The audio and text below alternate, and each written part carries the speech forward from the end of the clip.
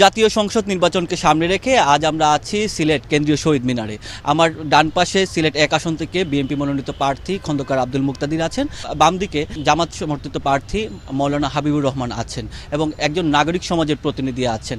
আমরা শুরুতেই বিএনপি মনোনীত প্রার্থী তার কাছে জানতে চাবো সিলেট ১ আসন নিয়ে তিনি কী ভাবনা চিন্তা করছেন এবং সিলেটের উন্নয়নে তিনি কী ধরনের ভূমিকা রাখবেন। খন্দকার আব্দুল মুকতাদির।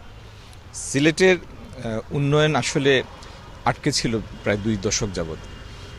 সর্বশেষ বিএনপি সরকার ক্ষমতায় ছিল ২০০১ থেকে ৬ সনে। তখন যেভাবে সিলেটের অবকাঠামোর উন্নয়ন হয়েছে, যদি তার ধারাবাহিকতাটা বজায় থাকতো তাহলে অন্তত রাস্তাঘাট ড্রেনেজের সমস্যাটা এখন থাকতো না। তো যাই হোক, আগামী দিনে আমাদের সব থেকে বড় যে চ্যালেঞ্জ সেটি হচ্ছে কর্মসংস্থান। সিলেটে তরুণ যারা লেখাপড়া করে কল্যাণ ইউনিভার্সিটি থেকে পাশ করে বের হয়, এদের সিলেটে কোনো কর্মসংস্থানের ব্যবস্থা নাই।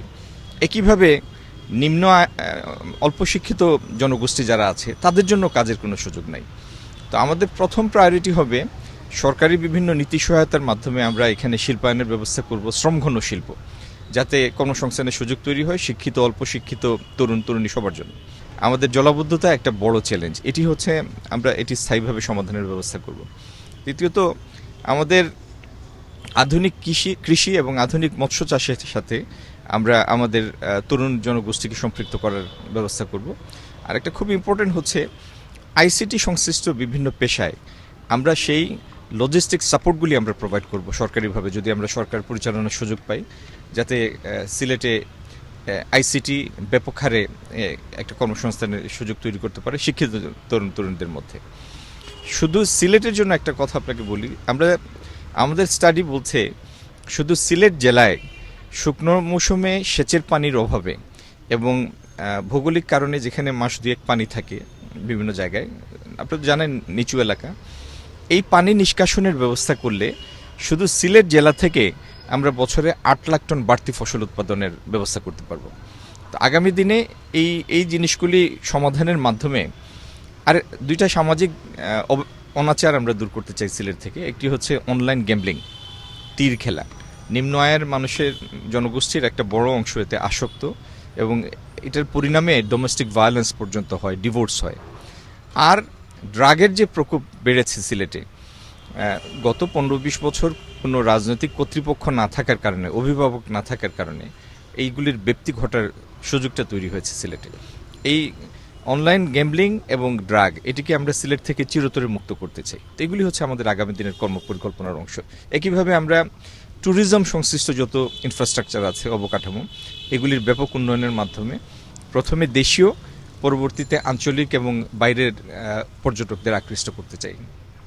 ধন্যবাদ খন্দকার আব্দুল মুকতাদির। আমার সাথে বাংলাদেশ জামাতে ইসলামী প্রার্থী সিলেট ১ আসন থেকে মাওলানা হাবিবুর রহমান আছেন। আমি তার কাছে জানতে চাবো যে সিলেট ১ আসন নিয়ে তার পরিকল্পনার কথা। আসলে সিলেটের উন্নয়নের বিষয়ে আমার মুক্তাদি ভাই যা বলছেন তার সাথে সম্পূর্ণ আমি একমত ইনশাআল্লাহ। আমি অতিরিক্ত যে জিনিসটা বলতে চাই সেটা হচ্ছে যে ১ নম্বর বাধা আমাদের জন্য সন্ত্রাস, চাঁদাবাজি, দুর্নীতি। এই সন্ত্রাস এবং চাঁদাবাজি, এই দুর্নীতি, এই ৩টা জিনিস থেকে যদিও এটা সারা দেশেরই সমস্যা, আমরা সিলেটকে মুক্ত করতে পারি, তাহলে এই সিলেট একটা শান্তি এবং সম্প্রীতির সিলেট হবে ইনশাআল্লাহ। এছাড়া কাঠামোগত বেশ সমস্যা আছে, কারণ এই সিলেট শহর যেটা আছে এটার কোনো পরিকল্পনা নাই, মাস্টার প্ল্যান নাই। তাই মৌলিক যে সমস্যাগুলো আছে এর মধ্যে হচ্ছে রাস্তাঘাট, ড্রেন, বিশুদ্ধ পানি, বিদ্যুৎ, গ্যাস, নদীবর্তী এলাকা যেটা আছে তার নদী ভাঙ্গন। এছাড়া ঢাকার সাথে আমাদের যোগাযোগ, রেল লাইনে ব্রিটিশ আমলের আছে। এরপরে বিদেশি যারা রেমিটেন্স যোদ্ধা, ওনারা গত জুলাই যুদ্ধ আমাদের সাথে ছিল।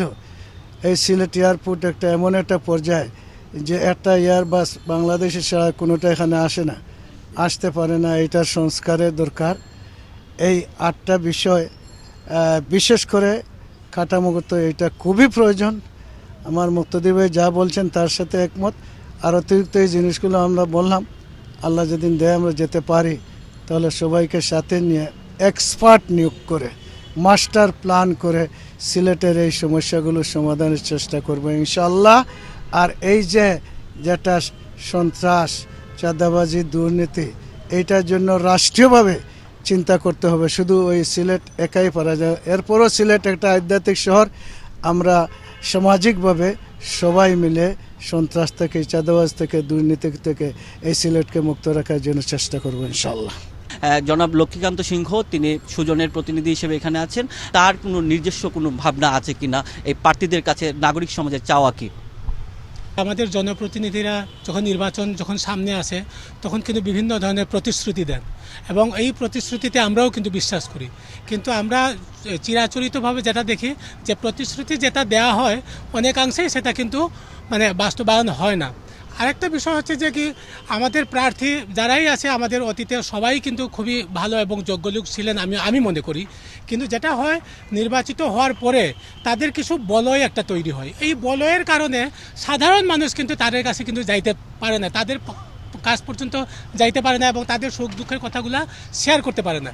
সেই ক্ষেত্রে আমার একটা অনুরোধ থাকবে, যারাই এখানে নির্বাচিত হয় তারা যাতে অন্ততপক্ষে সাধারণ মানুষের অ্যাক্সেসটা যাতে খুব সহজভাবে যাতে মানে হয়, তাহলে আমার মনে হয় যে সাধারণ লোকের চাহিদা অনুযায়ী তাদের এই প্রতিশ্রুতি অনুযায়ী সেই কাজটা করতে পারবেন। সিলেট কিন্তু খুবই প্রবাসী অধ্যুষিত একটা এলাকা। আমাদের সিলেটে কিন্তু একটা আমি মনে করি যে প্রকৌশল বিশ্ববিদ্যালয় একটা খুবই দরকার, যেখানে অন্যান্য অনেক জায়গায় কিন্তু প্রকৌশল বিশ্ববিদ্যালয় আছে। এই প্রকৌশল বিশ্ববিদ্যালয়ে আমাদের তরুণরা যদি এই শিক্ষা নিয়ে তারা যদি বাইরে যায় তাহলে তারা কিন্তু আরও অনেক ভালো শোভন কাজের সাথে তারা জড়িত হতে পারবে। এই বিষয়গুলো আমার মনে হয় যে খুবই দরকার আর কি। হ্যাঁ, এটাই। জি, ধন্যবাদ আপনাকে। পরবর্তীতে আমরা আবারও নতুন কোনো আলোচনা নিয়ে আপনাদের সামনে উপস্থিত থাকব। সবাইকে শুভেচ্ছা।